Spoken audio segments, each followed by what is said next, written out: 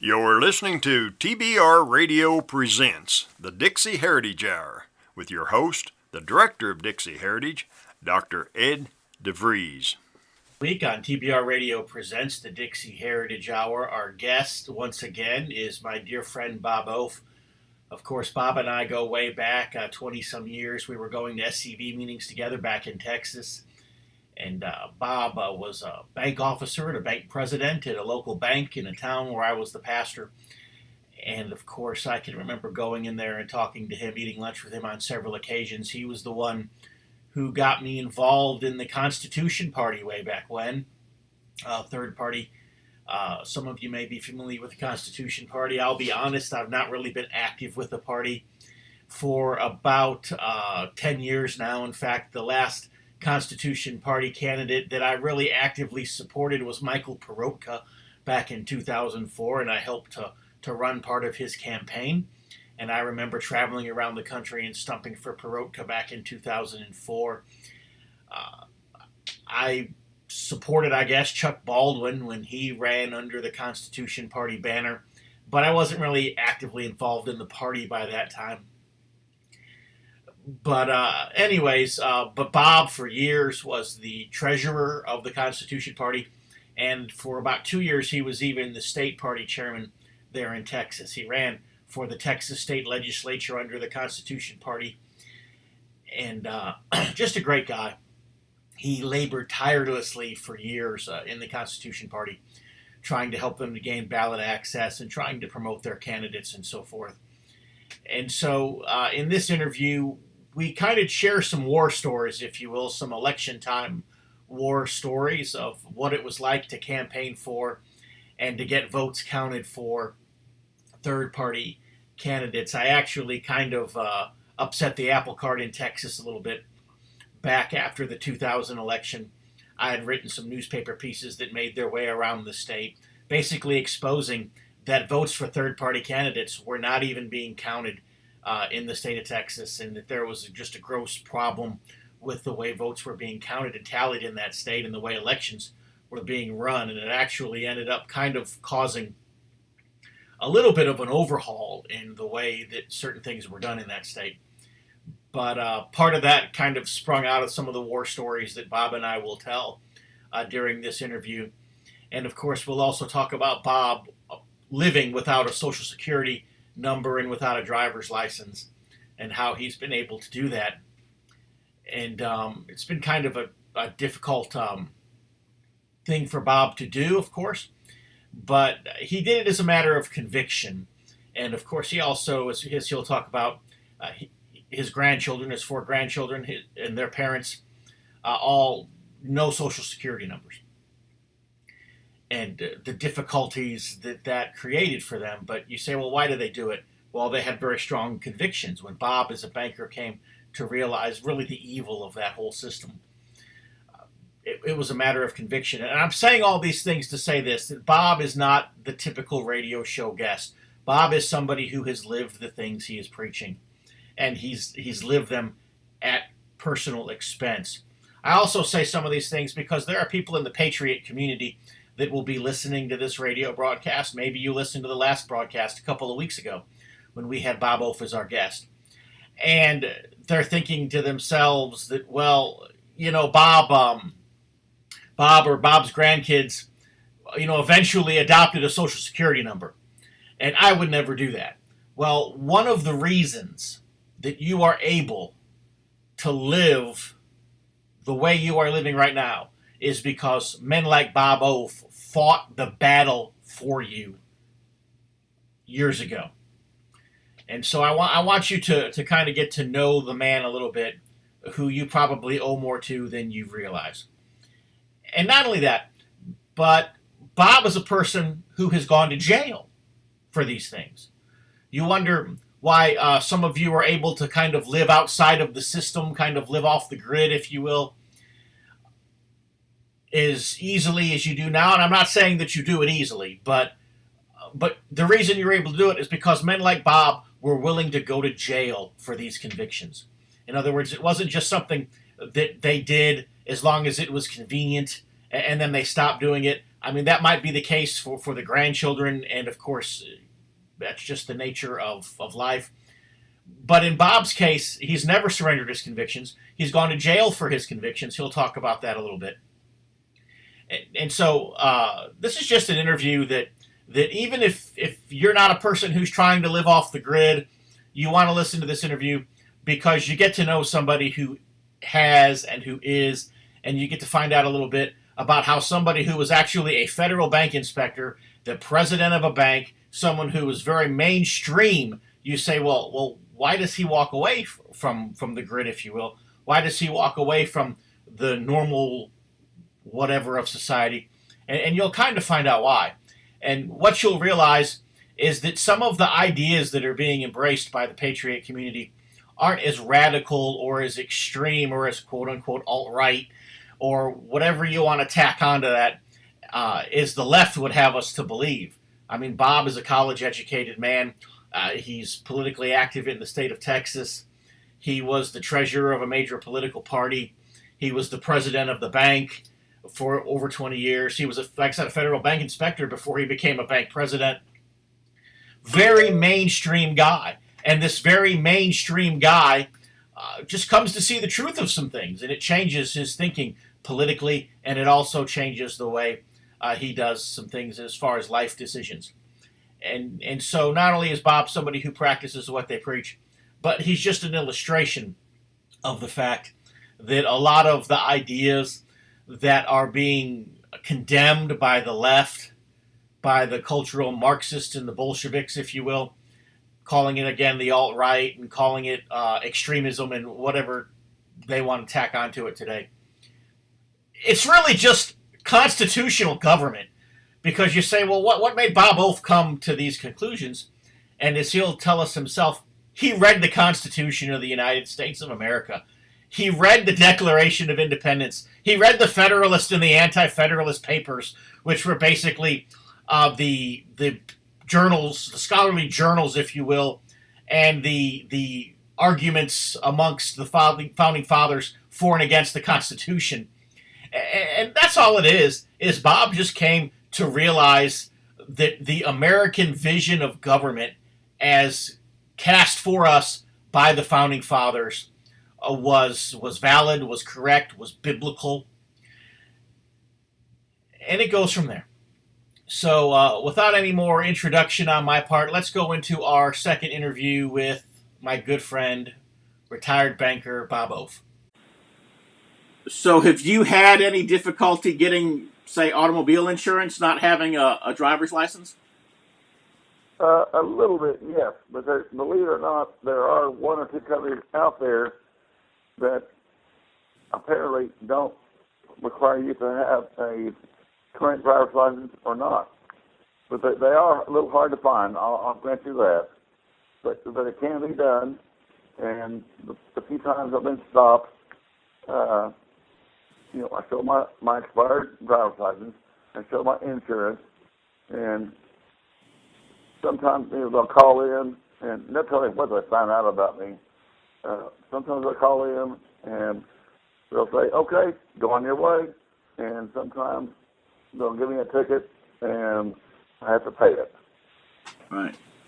Well, I don't know what's in the computer about me. All I know is I was in an accident recently, and I was held at the scene for almost 2 hours while a police officer sat on her computer, and like I said, I don't know what all they've got in their computer on me, but it kept her rather engaged, shall I say, reading her computer screen for well over an hour and a half. Wow. And to make matters worse, she was a black lady who was just determined that she was going to ticket the white guy, and so she came up with a totally bogus, I'm talking totally bogus, chain of events in the accident report to justify writing me a ticket. Everybody who looked at it, the insurance adjusters, the body shop people, even her supervisor, when he came on the scene, they looked at that and they said that the damage to the vehicles, there's no way her story could have happened. And, her supervisor had even suggested to me that I take that to a judge. He said, unfortunately,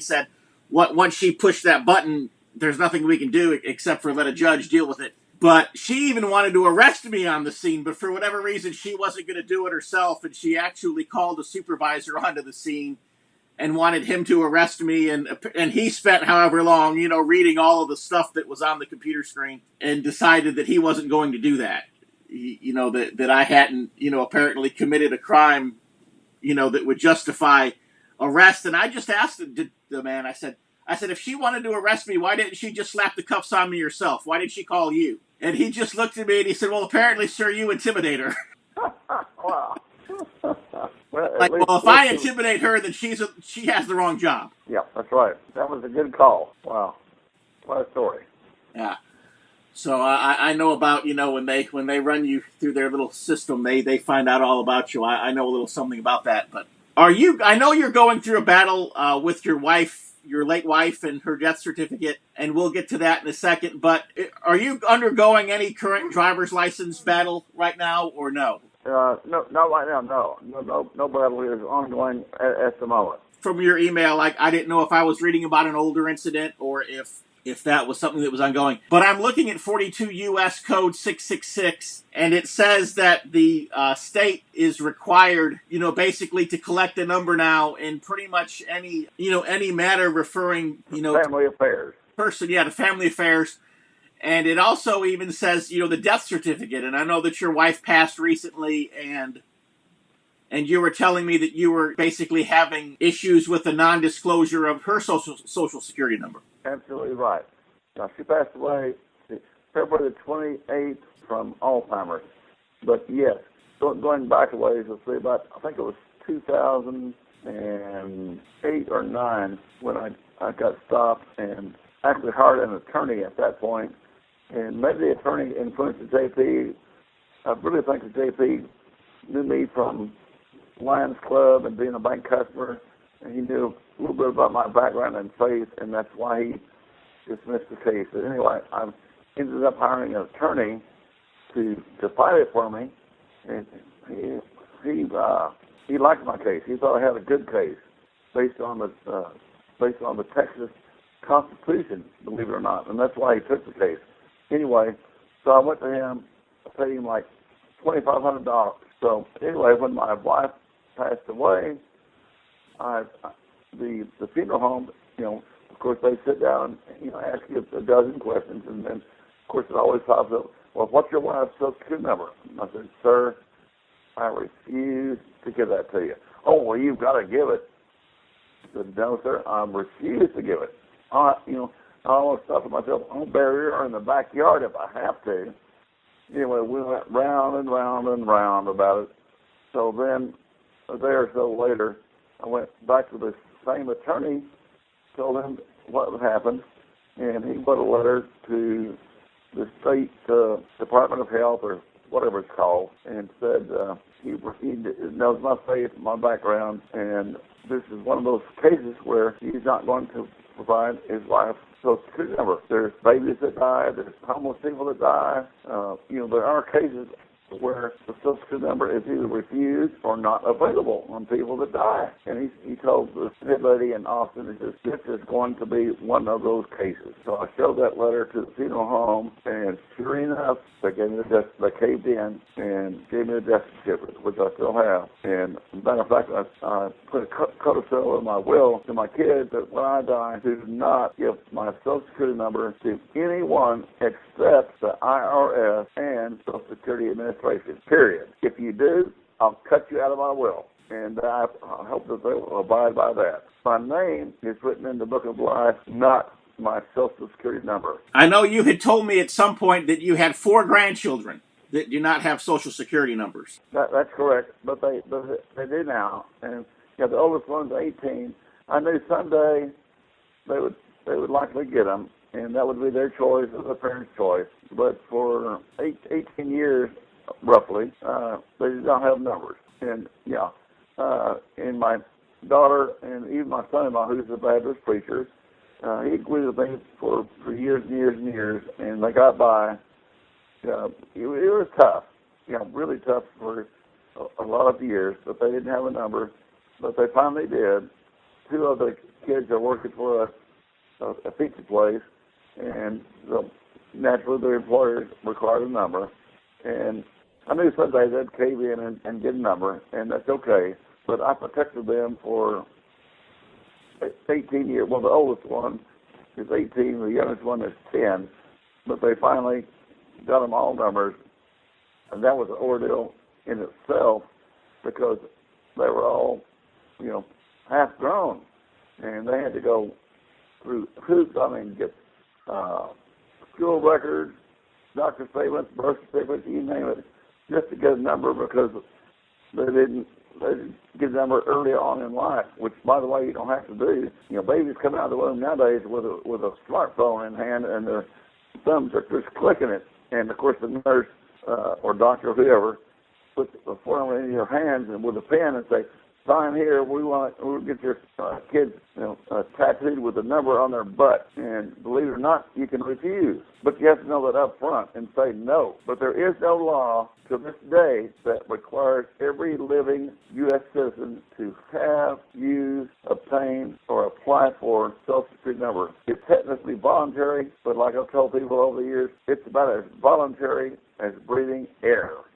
You can voluntarily stop breathing air? Sure, you can do it. So that's what I compare it to, especially nowadays. Well, I remember first meeting you through some activity that was being conducted by the Constitution Party in Texas. Okay. And so was it your involvement in this issue that caused you to gravitate towards the Constitution Party, or was that a totally different set of issues? No, that was totally different. I gravitated toward the Constitution Party because when I found out about it, liked the platform, liked the folks that were involved with it. They're 99% believers and confessing Christians, but that was a totally separate issue. Although there's a plank in the Constitution Party that indicates there will not be a national ID, but that's really an aside issue. Are you still a member of the Constitution Party? Oh, yes. Yeah, I've been a member since 1996. I've been treasurer for about 10 years. I was state chairman for about 2 years, and yes, I'm still a member. But I guess over the years I got burned out, and it seems like the party never taken a foothold, and that's very sad because it's got such a great platform. And the few people that have ever run for office have been, few and far between. They never seem to get the hold, and I think we desperately need a third party to rise up. That's a little bit off the subject of Social Security, but I always put a plug in for the Constitution Party, and people can look it up online, of course. And they're a great party, doing very well in some states, but what I call the ballot access rules are so cumbersome in most of the states, especially states like Texas. It's virtually impossible to get ballot access. Almost impossible. And of course that's for a reason. The Dems and the Republicans, they don't want any competition. They would go to the ring, both parties, to keep any and all competition out. And like I told people when I was running for office back in 1998 for state rep, that I don't mind getting beat. I just want a chance to get in the ring. But most of the time we're denied. Right. Well, you'll probably remember the incident when I start discussing it. Of course, you remember David McCracken. Oh, yeah. And at the time, David was a member of the church I was pastoring, and I remember you and I and David McCracken were eating lunch in, I want to say, Tomball, Texas. But the location of where we were eating the lunch wasn't necessarily important. It might have been in Navasota, where you were the bank president at the time. But again, that's neither here nor there. But I remember it was right after the 2000 election, and I remember we were having a conversation about how we had voted for Howard Phillips the day before. Yeah. And I remember making the statement that, according to the Secretary of State's website, that Waller County, Texas showed 0 votes for Howard Phillips, but I know there was at least one because I had voted for him. And, you had said that there were however many people in Navasota County that you knew had voted for Howard, yourself, your family, and so forth. And even David was saying that in Harris County, Texas, they were only showing 70-some votes for Howard, but process of affidavits from people, saying that they had voted for Howard Phillips, and if he could get more than the 72, affidavits or whatever. He was going to challenge the election results. Well, I remember driving home from that lunch and stopping at the county building there and going into the supervisor of elections office, and they were doing a recount for something. I think it was a county commissioner position or something. They were in the midst of a recount. But I remember getting the supervisor of elections and telling her the story, and because all the news media people were there for the recount, I guess she felt obligated to follow through with this, and they actually found my ballot. They went through all the boxes and they found my ballot where I had written in Howard Phillips's name. And she brought this out to me and she handed it to me and she said, "Is this your ballot?" And I said, "Yes." And, and they amended their results or whatever. But I remember writing an article that appeared in some papers in Texas on how the votes weren't even counted for the third-party candidates. That's right. Typically, if they're counted, they don't go reported for at least a week or 2 weeks or longer. Even if they are counted, which oftentimes they're not. And I remember Channel 11 there in Houston, which, if memory serves, was the CBS affiliate. But I remember the Channel 11 news van was there, and so the guy was interviewing me, and we were standing right out in front of the building and right in front of the van, and I could hear the audio feed coming in from Houston, from inside the van while the reporter was interviewing me. And we were about, 2 or 3 minutes into an interview on the subject, and I could hear somebody from the newsroom in Houston coming across the speaker from inside the van saying, "No one gives a blankety blank about Howard Phillips." And the reporter just cut off the interview. It never made the news. Not surprised. Just back in those days, it just wasn't newsworthy. Yeah. And you're lucky even if you get even a small audience to even listen, but it's not going to make big headlines. And may never will. So sad. Right. But at least for a while the Constitution Party had some people who you knew who they were. Of course, everybody knew who Howard Phillips was. Everybody knew who Michael Perotka was. Chuck Baldwin, had a bit of a name for himself. I can't even remember the name of the candidate that the Constitution Party put forth in 2016. Of course, the name Trump, just forgive the pun, trumped everybody else as far as publicity and as far as name recognition anyways. But I remember kind of doing a little bit of research on the gentleman, and the best I could tell, he was a slip and fall lawyer from Utah. But yeah, you took me back a while, but your story about not getting your vote counted. I could tell you a similar story in Washington County, Texas. I lived in Brenham for about 10 years, where they make the unfattening Bluebell ice cream. I think it was, I want to say 2004, I think. Howard Phillips ran 3 times, 92, 96, and 2000, but I'm pretty sure that's 2004, and I think our candidate was Michael, what was his last name? Michael Perotka. Oh, yeah, Perotka, yeah, right. I couldn't remember his last name, but anyway. And Michael is part of, I want to say he's in the state legislature in Maryland right now, but I think he may be there as a Republican. Might be. And that's okay. If he goes in as a Republican, but his heart is with the Constitution, I'm okay with that. Sometimes us, believers in the Constitution and they're understanding to be confessed to Jesus, sometimes you have to go in the back door and sneak your way in, and I'm perfectly okay with that. But anyway, back to 2004, it was, I had a pretty good following of people in Washington County and some in Navasota who were members of the Constitution Party, and I supported our candidate at the time. I think it was Michael Perotka. And lo and behold, when the numbers came out after the election, a couple of days later, it showed 0 votes for Michael Perotka. And Constitution showed 0. Well, I know at least 10 or 12 people told me flat out that they voted for Michael Perotka. So I called the county clerk, who I got to know over the years. Her name's Beth Bluffenell. I doubt if she's still there. And I said, Beth, well, hey, it shows 0 here votes for Michael Perotka. I said, I know darn good well my wife and I voted for him, and so did at least 10 others. So what gives? So a few days later, a man called Sue Black, and he was the head bean counter, you might say. And he said, "Oh, sir, I'm really sorry. I apologize. When I turned the machine on, I guess there were still paper ballots back in those days, like you're talking about. Anyway," he said, "Sir, I'm so sorry, but I forgot to turn on the button that counts, sorts out and counts handwritten votes, and that's as far as it ever got. I don't think they ever made an adjustment. We just wanted our 10 votes to count. That's all. Right. We know we're not going to win. We just wanted those to count, to send a message to just even a handful of people." But they just ignored it. Well, you know what convinced me more than anything else that elections are rigged in Texas? And I know they're rigged everywhere, but how I know they have to be rigged in Texas? Do you remember the 2006 election, and it was Rick Perry, and I don't remember the Democrat candidate's name, but I remember the Democrat ended up withdrawing from the race right before the election, and the Democrats did not put up another candidate in his place. And so it was Rick Perry and an independent, Kinky Friedman, the country and western singer. Oh, yeah, I remember that. And Willie Nelson was his running mate. And Rick Perry won by a thin margin.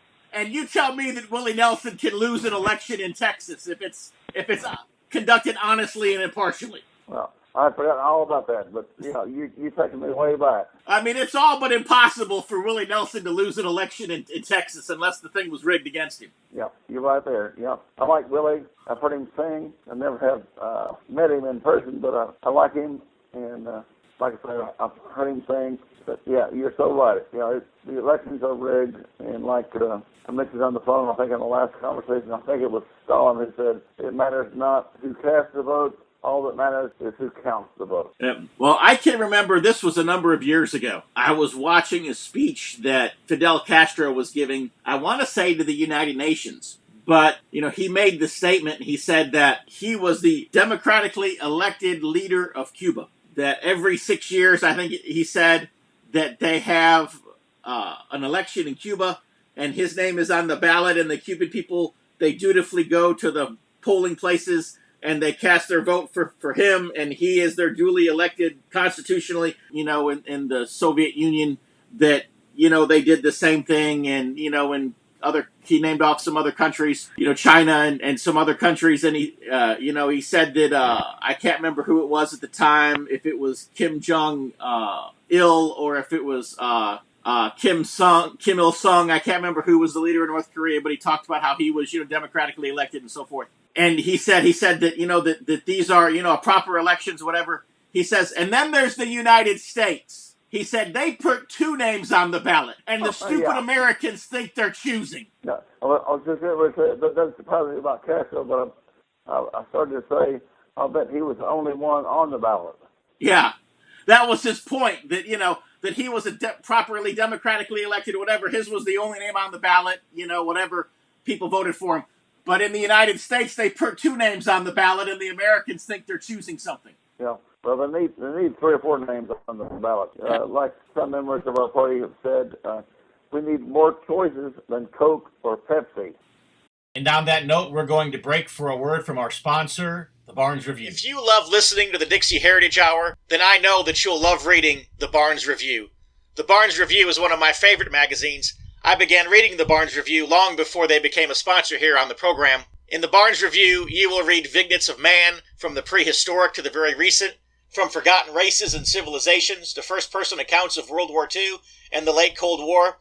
There's just not a more interesting magazine published today, nor a more significant and important subject than real history. So if you'll visit www.barnesreview.org, that's www.barnesreview.org, you can find out how you too can become a subscriber to the Barnes Review. You can subscribe to receive the Barnes Review by mail, or you can subscribe to receive the Barnes Review electronically in PDF editions. Or you can subscribe to receive both. That's what I do. So visit www.barnesreview.org and subscribe to the Barnes Review. Well, Thomas Jefferson said it years ago, the American Constitution was written in such a way so that we could have a bloodless revolution every 4 years, if need be. And he said that if you didn't like the course of the country, he said, vote for the other party, vote for another party. You vote to change the things you don't like. he said if you go through 2 or 3 or 4 election cycles and you're changing parties, but nothing else is changing, there's a conspiracy afoot.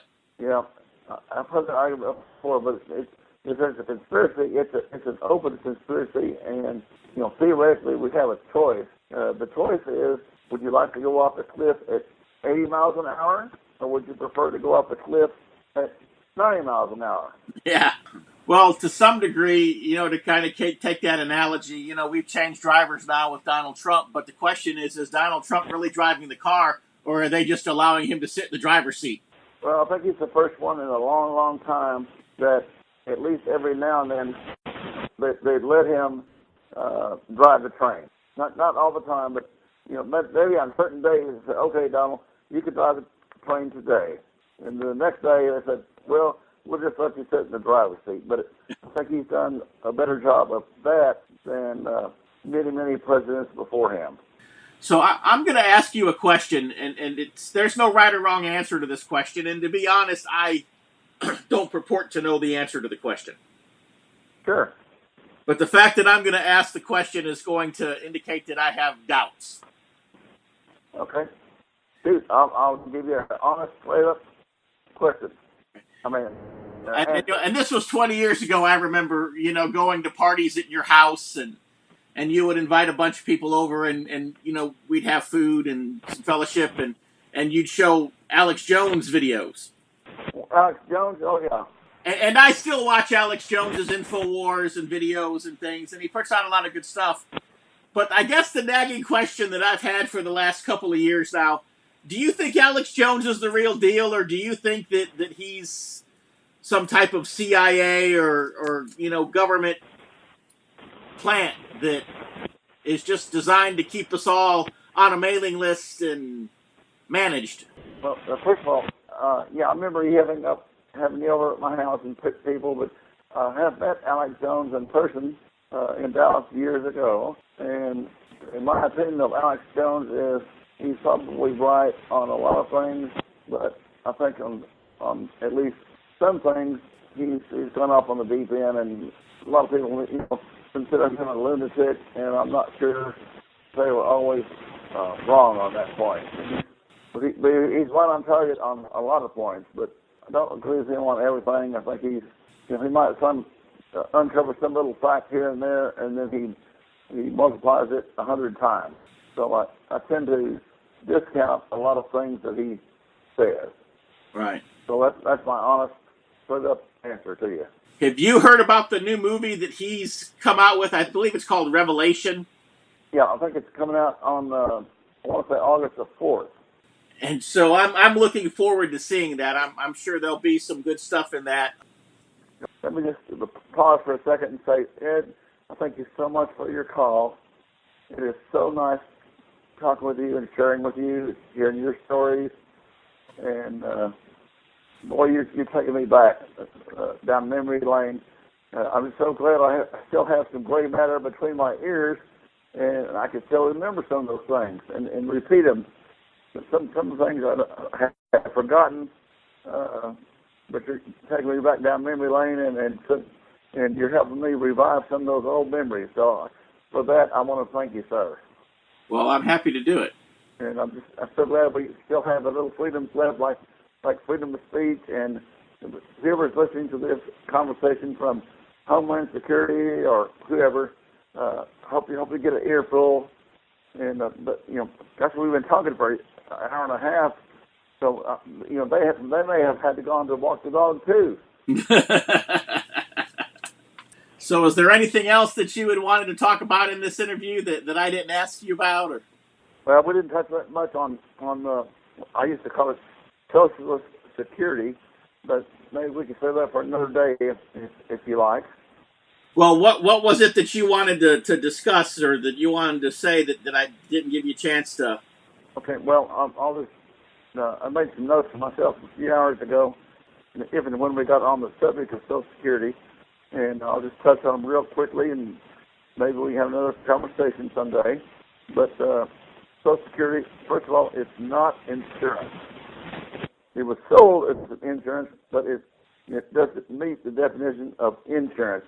I can go into detail and would ask your callers to consider reading Irwin Schiff's book on the Social Security swindle, which I think came out about 20 years ago, and I have a copy right here in front of me. And it's a good book. He's he's got a great case, very factual, very straight up. But Social Security, well, first of all, let's see, it's not insurance. It's voluntary, like I said before, but it's about as voluntary as breathing air. If you go to work for what I call a regular employer, they're going to require you to have a Social Security number, unless, of course, you're illegal, and then they'll hire you in a heartbeat. I mentioned the fact that when children are born, there's no requirement to get a Social Security number immediately. It's up to the parents. And then the child, of course, someday when they become of age, whether or not they want to volunteer. And let's see. So I signed up for Social Security when I was 15, had my first job. And in my opinion, Social Security is a contract, but it's a one-sided contract. You have to sign and apply, but they never sign. And so there's no negotiations. You either join or you don't join, and you do it their way or the highway. And by the way, the Social Security tax rate is actually 15.3%. That's FICA and I call it Metascam. But the effective rate to people like you and me, and people who have what I call a regular job, is really 15.3%, the effective rate. And here's why I say that, which I think is outlined in Irwin Schiff's book. If I'm an employer and I have to pay half on paper, 6.2 plus 1.35% for each and every employee, then I don't care if you suddenly took that away from me, then I could pay you 7.65%. I could pay you more. The bottom line to the employer is the same. So the effective rate to the employee is 15.3% because they're effectively paying that out of their pocket, even though on paper it leads one to believe that the employer is paying half. And on paper they are, yes, I'll grant you that. But like I said, the effective rate to the employee is 15.3%. And if you're self-employed, you pay both sides. You pay your side and you pay the employer's side. So I hope your listeners will take that in mind, and I'm just trying to speak the truth. But a lot of people don't like to hear the truth, of course. Well, I can too, a number of years ago, you telling me that the Federal Reserve was neither federal nor did it have any reserves. Right. And, yeah, the Federal Reserve, back on that, Federal Reserve is a private bank. It's not a government agency. You will not find the Federal Reserve listed. If you go to your thick phone book, which I think are still around, I'm not sure. You may have to go to the library to get one nowadays. But if you get a thick phone book and white pages, and you look under U.S. government agencies, you will not find the Federal Reserve Bank. It is not a federal agency, period. It's a private bank owned by mostly what a lot of people call the banksters. And also the member banks that are member banks. All national banks are required to be a member, and then a lot of state banks and savings and loans are voluntary members. But that's the fact. The Federal Reserve is not federal, has no reserves. On the Social Security, back on that, in 1935, when the Social Security Act was passed under FDR, and was later found to be constitutional by the Supremes, I think it was a 7-2 vote, after they had lost a couple of rounds in lower courts. The Social Security Act was found to be constitutional, but it's like I say, it's voluntary, about as voluntary as breathing air. But for the last 15, 20 years, I have suggested, well, if Uncle Sam is so intent that you and I are not able to provide for our own well-being in our later years, and if we can't depend on our families and church members, then I came up with the bright idea. Well, if you're going to, force us to have a retirement plan, why not allow people to have an individual IRA? The U.S. government is already familiar with IRAs and how they work. They're set up to handle this. The banks are set up to handle it. So just make us, or make kids nowadays, force them to have their own IRA. And it would be their money and their heirs' money. If a single person works today for 50 years, and then the next month they die, guess where that money goes? It stays in the pot. And by the way, Social Security taxes, if you read the Supreme Court decision where it was declared legal and constitutional, it's considered a tax. In other words, it's just another federal income tax, only with a different name, just to fool people. It's an income tax, and it goes into the general fund. It's not earmarked in any way whatsoever. You can verify that by reading the Supreme Court decision, or you can read Irwin Schiff's books. It's just another income tax with a different name. That's all there is to it. So you pay a federal income tax on wages, but then you pay a retirement tax on top of that. So you pay, the average person pays 2 income taxes, but they're both income taxes. Number one, it's federal, and number two, it's based on income. Tell me that's not a federal income tax. Right. So that's my quick piece summary on Social Security. So is there anything else that you're doing right now as far as political activism, or are you pretty much retired now? Or Yeah, I've been retired for 9 years. I've got a lot of health issues, but I read the internet. I post on Facebook all the time. I probably spend way too much time on Facebook, but I guess there's worse things I could do. But I'm a stay-at-home kind of guy. I still got a few friends out there that are believers like me, and believers in the good book, and believers in conservatism. Not like rhinos. That's another subject. Rhinos, don't get me off on that. I'm retired, and I like to be retired, doing my own thing. I've got all the money that I need or want, believe it or not. Very few people can say that. I don't want or need any more money. I just want to keep what I've got. Very few people can say that. If I say that, they look at me like I'm crazy. You don't want any more money? Nope. Don't need it. Don't want it. When we get to heaven, there won't be any money. No need for money. It's nice to have. I'll admit that. And money can't buy everything. But someone said, well, I can't buy everything, but it sure is nice to have. it seems like the whole system is rigged from the cradle to the grave to to take away. So. Yep. It's like a friend guy that listens to on the radio talk show. Says, he plays this old song from Tony Bennett, I think it's From Rags to Riches, and he says, we all want to go from rags to riches, but the federal government wants it the other way around. They want to be able to take you from riches to rags. Well, I say the federal government, not the federal government totally, but the libertards, want to bring us down to everybody's equal. We have drifted so far from what our founders intended. And I believe this still is a Christian nation. It was certainly founded as such, but we seem to be drifting so far away from our Christian roots and heritage that our founders, the vast majority of which were Christians, intended us, to go on for years and years. But we've drifted so far. Drifting is documented week by week in a newspaper called the American Free Press. They're one of our sponsors here on TBR Radio Presents the Dixie Heritage Hour. So let's pause for a brief word from our sponsor, the American Free Press.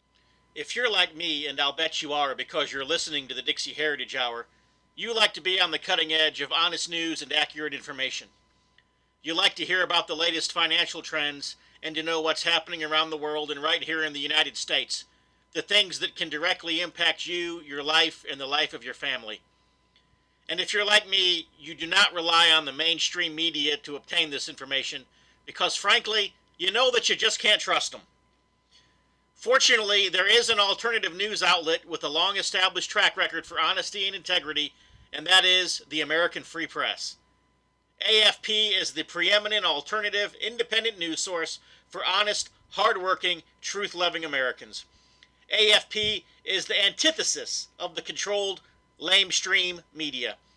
AFP is employee-owned and has been so since its founding. Because of that, AFP never has and never will allow advertisers or special interests or big money to dictate what appears in the pages of the American Free Press newspaper. 26 times a year, the American Free Press newspaper can be delivered to your door, packed with the kind of uncensored news that I know you're going to appreciate. AFP covers the stories and tells the truth that the lamestream media is frankly scared to touch. And AFP offers real, on-the-scene reporting and commentary, the likes of which you will never see in the Washington Post, the New York Times, ABC, NBC, CBS, CNN, or just about any other lamestream news source that you can think of. That's right, there's only one national populist news weekly staffed by an unsurpassed team of veteran investigative journalists who will dare to rip the veil off of many of the major news stories that are being censored and suppressed by the big money controlled media monopoly. And that's the American Free Press.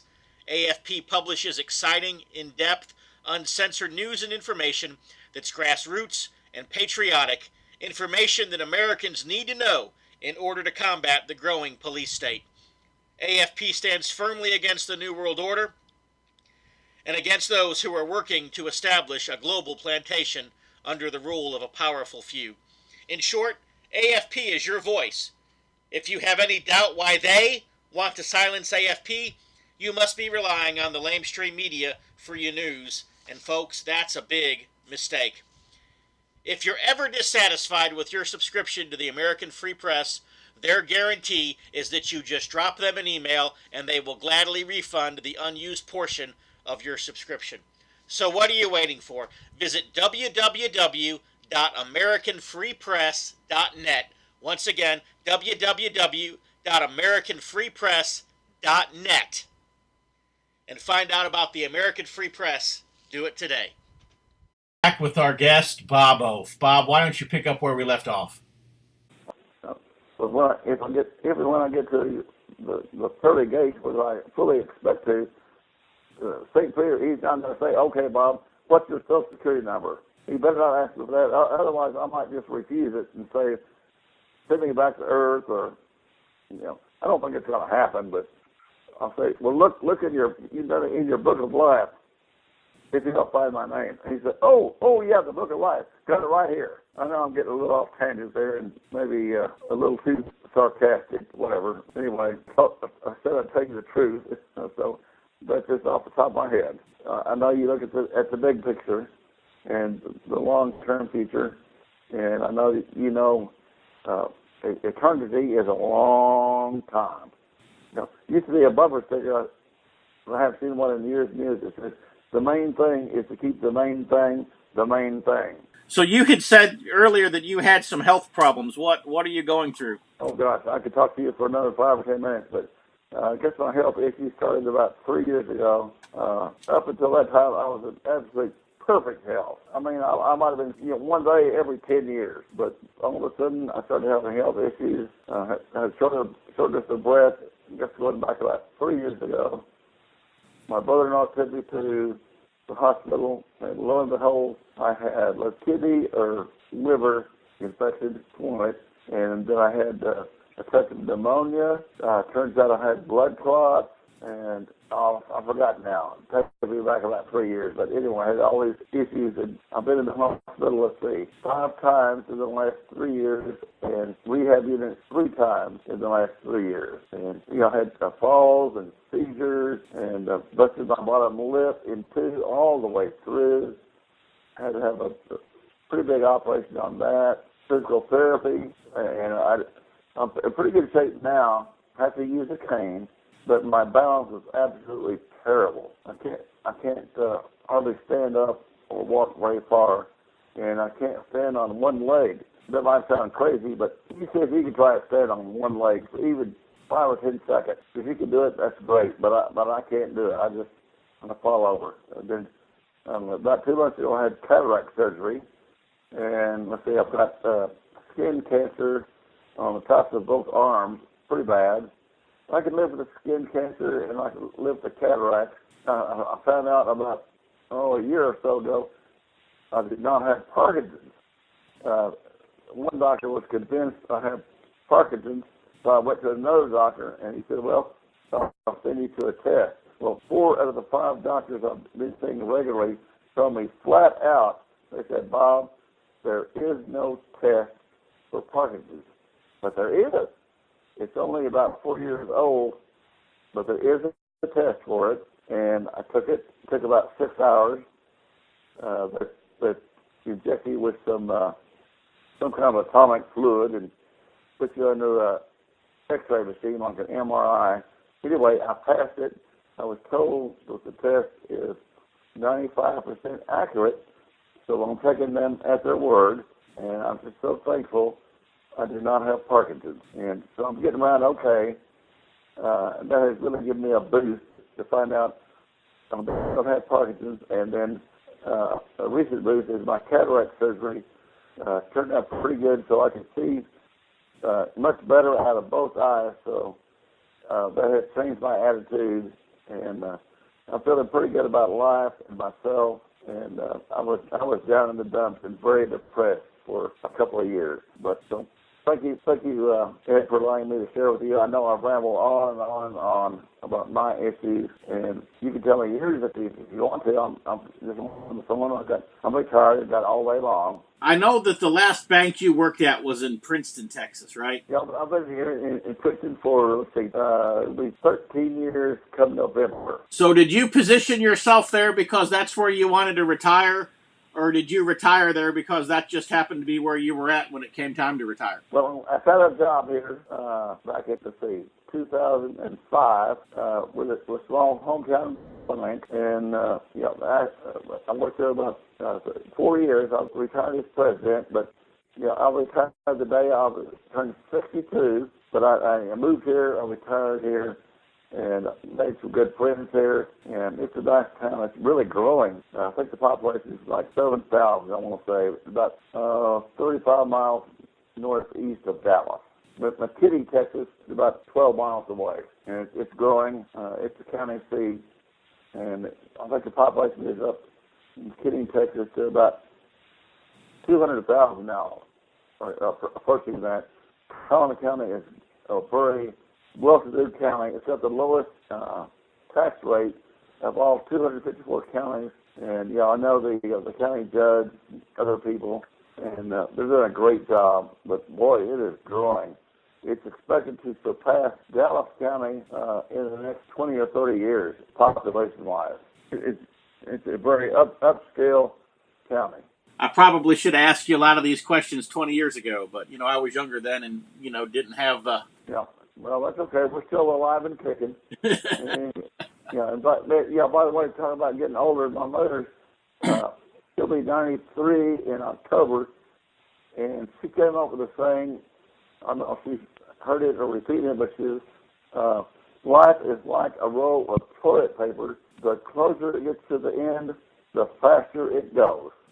It's it might be like a Forrest Gump quote. I don't know. Well, something you might say. Yeah. Oh, did you hear about the Aggie test question? No. No, there's a test question on the final exam, and it said in 100 words or less, please explain the difference between apathy and ignorance. So this one Aggie, he wrote down, I don't know and I don't care. He got an A+. That's a good place to end it for today. I want to thank Bob for being our guest again here on TBR Radio Presents the Dixie Heritage Hour. Of course, those of you who listen to other shows, of course, I realize that you're all totally dedicated to TBR Radio Presents the Dixie Heritage Hour, and that I'm the only radio host that you would ever listen to. You never listen to Rush Limbaugh. You never listen to Sean Hannity. You never listen to Laura Ingraham. You never listen to Mark Levin. I know you never listen to any of them guys. But, if you just happen to get in the car and the radio just happened to accidentally be on, and you just accidentally weren't able to reach over and hit the off button. No, seriously though, folks, I hope you are listening to other radio shows. God forbid that I be the only radio voice that you hear during the week.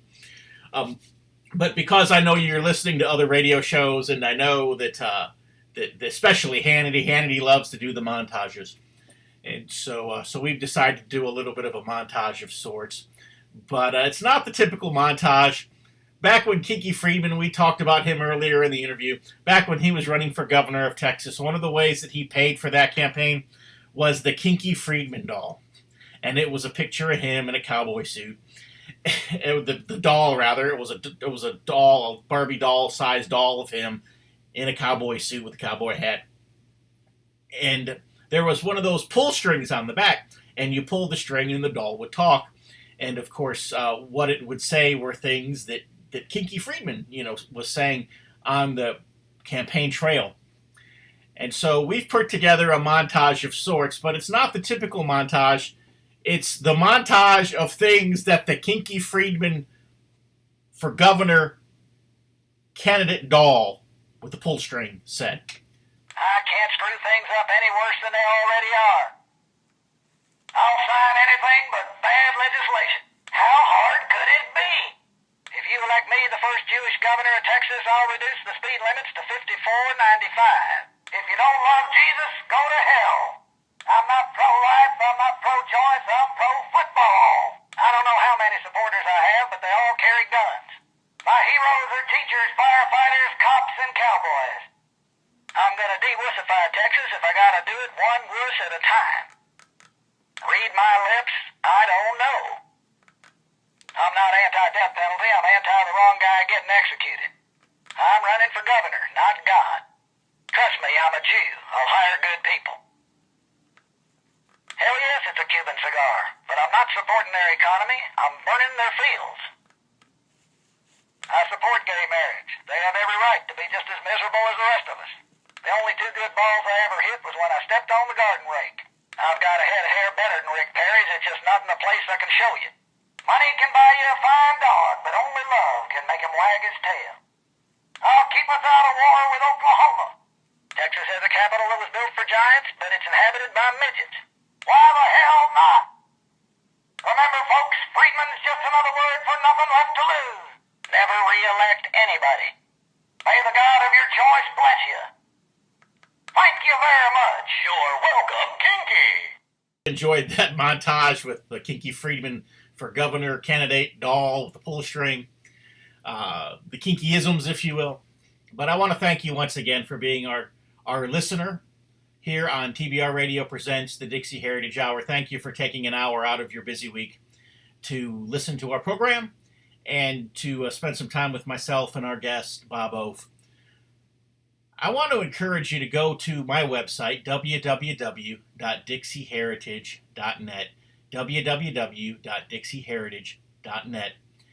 And I want you to look around a little bit, and I want you to just see what all's up there. We've got a great little bookstore there. You can buy some great Confederate pro-Southern materials, some books, some DVDs.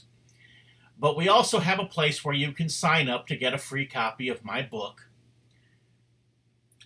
The Truth About the Confederate Battle Flag. And I hope that you'll do so. I don't ask for your credit card number. I don't ask for your mailing address. I don't even ask for your name. All you have to do is give me a valid email address, and I will email you a PDF copy of the book absolutely free of charge. This is a best-selling book, and I give you a copy absolutely free.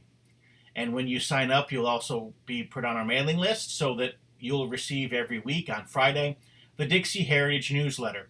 And if you're not already a subscriber and receiving the Dixie Heritage newsletter, you'll want to go to www.dixieheritage.net, click the newsletter tag, and just look at some of the back issues of the newsletter. And you'll see why you want to get this in your mailbox each and every week. And of course, we send it free of charge.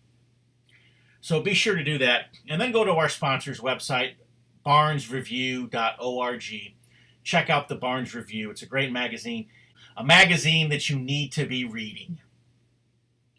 And I don't just say that because I'm on the board of editors and because I write for the Barnes Review. It really is a tremendous journal of politically incorrect thought and history. and it's something that you need to be reading on a regular basis. And so check that out as well. And really, really do appreciate you being with us this week. And wherever you're listening from, however you're listening, wherever you're at in the world, come back to this same venue next week and listen to us again.